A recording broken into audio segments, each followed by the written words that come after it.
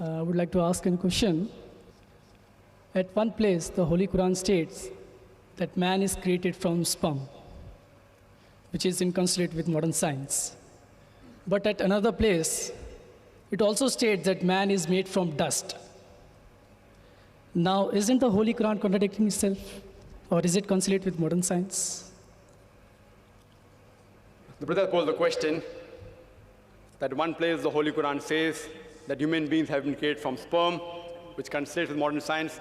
The other place, human being is created from dust. Can you prove it scientifically it's created from dust? And isn't there a contradiction? One place sperm, one place it says dust. The Holy Quran does say, as I mentioned in my talk,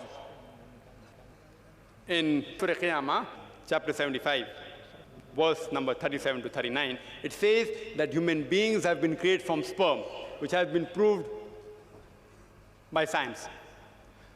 The Holy Quran also says in Surah Hajj, chapter 22, verse number 5, that we have created the human beings from a quintessence of dust.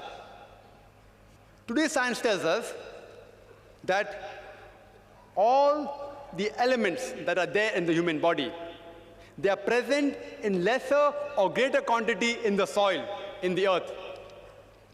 So the statement that human beings have been created from earth is scientifically proven.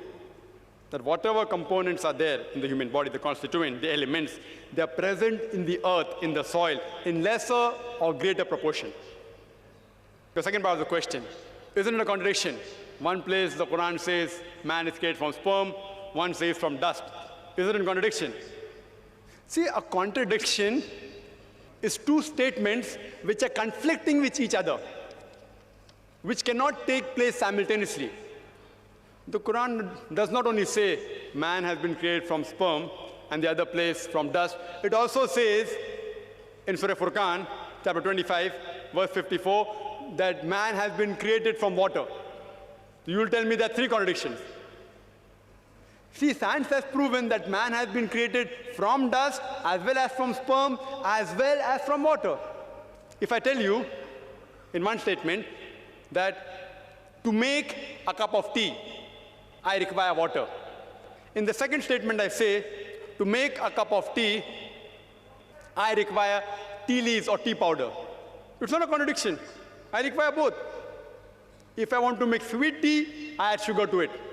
If I want to make panikam tea, I add less water and more milk. If I want to make Sulaimani tea, I add only water. So there is no contradiction when the Quran says human being is created from sperm and dust and water. It is actually contradistinction. What is the meaning of contradistinction? Contradistinction means speaking two or more things about a subject which are not conflicting with each other. For example, if I say that this man, he's honest, he's kind and loving, it is contradistinction. But if I say this man is always a liar and a truthful person, then it's contradiction, because both are opposing.